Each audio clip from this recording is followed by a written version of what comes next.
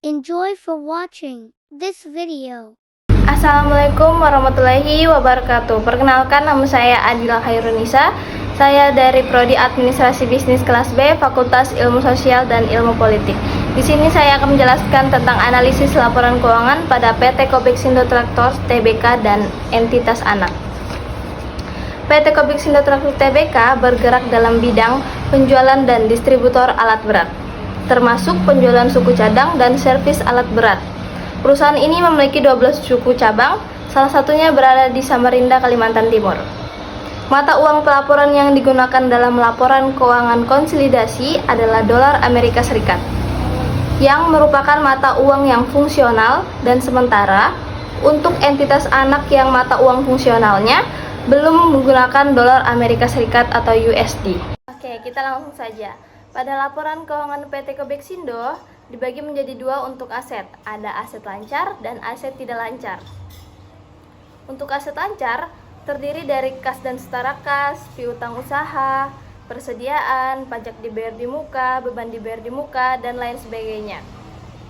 Kemudian untuk aset tidak lancar ada beban dibayar di muka, aset pajak tangguhan, aset tetap, dan lain sebagainya juga.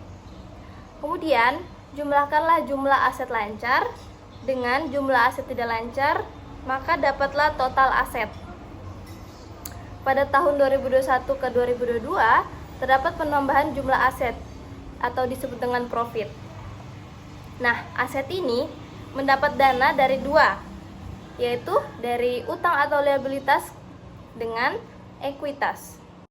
Dalam liabilitas terbagi menjadi dua, ada liabilitas jangka pendek dan ada liabilitas jangka panjang. Yang membedakan dari kedua ini adalah liabilitas jangka pendek biasanya pembayarannya kurang dari 1 tahun, sedangkan liabilitas jangka panjang pembayarannya lebih dari 1 tahun dan biasanya digunakan untuk pembelian aset tetap. Liabilitas jangka pendek di dalamnya terdapat utang usaha, utang lain-lain, utang pajak, utang bank, utang sewa, dan lain sebagainya. Totalnya sekian, kemudian dijumlahkan dengan total liabilitas jangka panjang. Maka inilah total liabilitas keseluruhannya. Dari tahun 2021 ke 2022, perusahaan mengalami penambahan liabilitas. Hal itu dikarenakan perusahaan pasti memerlukan yang namanya pengeluaran dan tentunya dana dari investor. Nah, kemudian dari liabilitas, maka sisanya adalah modal sendiri, yaitu ekuitas. Nah, untuk modal sendiri kurang lebih ini ekuitasnya ada modal saham, modal dasar, kemudian tambahan modal setor, dan di sini juga ada saldo laba. Semua komponen ditambahkan kemudian dikurang dengan yang ada di dalam kurung, yang artinya adanya pengeluaran perusahaan. Maka dapatlah total ekuitas saldo untuk Kobeksindo. Maka jika dijumlah total liabilitas dengan jumlah ekuitas, dapatlah angka sekian. Ini sama dengan total aset yang dimiliki PT Kobeksindo. Jadi, aset didanai dengan dua, yaitu pertama dari liabilitas dan yang kedua dari ekuitas. Nah, itu adalah bagian laporan posisi keuangan dari PT Kobeksindo. Kemudian, kita akan masuk ke bagian laporan laba rugi atau income statement. Laporan laba rugi biasanya ditujukan untuk mengetahui keuntungan perusahaan dalam suatu periode.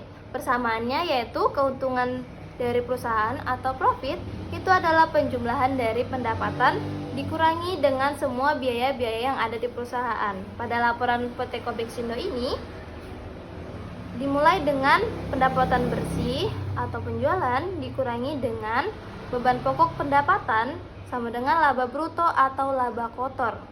Lalu dikurangi dengan beban usaha, dapatlah laba usaha atau laba operasional. Dikurangi lagi dengan pendapatan atau beban lain-lainnya, maka dapatlah laba sebelum pajak, nominalnya sekian. Pada laba bersih ada penghasilan komprehensif lain. Apa sih penghasilan komprehensif lain ini? Kenapa bisa ada yang namanya penghasilan komprehensif yang sebenarnya jarang diperhatikan oleh para investor? Penghasilan komprehensif ini adalah laba bersih perusahaan ditambah dengan hal-hal yang tidak berhubungan dengan kegiatan usaha. atau bisa juga karena ada keuntungan atau kerugian yang belum terrealisasikan dalam kontrak. Nah, perusahaan PT Kobeksindo ini memiliki entitas anak perusahaan yang tidak menulis laporan keuangannya dalam bentuk rupiah, maka akan ada penyesuaian-penyesuaian tertentu. Nah, pada laba bersih yang dapat diatribusikan kepada pemilik entitas induk, ada yang namanya kepentingan non-pengendali. Apa sih kepentingan non-pengendali ini? Kepentingan non-pengendali adalah bagian laba untuk pemegang saham minoritas di anak perusahaan. Nah, jadi suatu perusahaan memiliki anak usaha dan anak usahanya tidak dimiliki 100% oleh induk usahanya yaitu PT Kobeksindo Tower, maka akan ada sebagian laba yang dinikmati oleh investor lainnya. Jadi, untuk kita melakukan perhitungan keuangan yang menggunakan laba bersih, maka kita gunakan yang namanya laba komprehensif yang dapat diatribusikan kepada pemilik. Kurang lebihnya saya mohon maaf. Wassalamualaikum warahmatullahi wabarakatuh. Thank you for watching. Don't forget like, comment, share, and subscribe.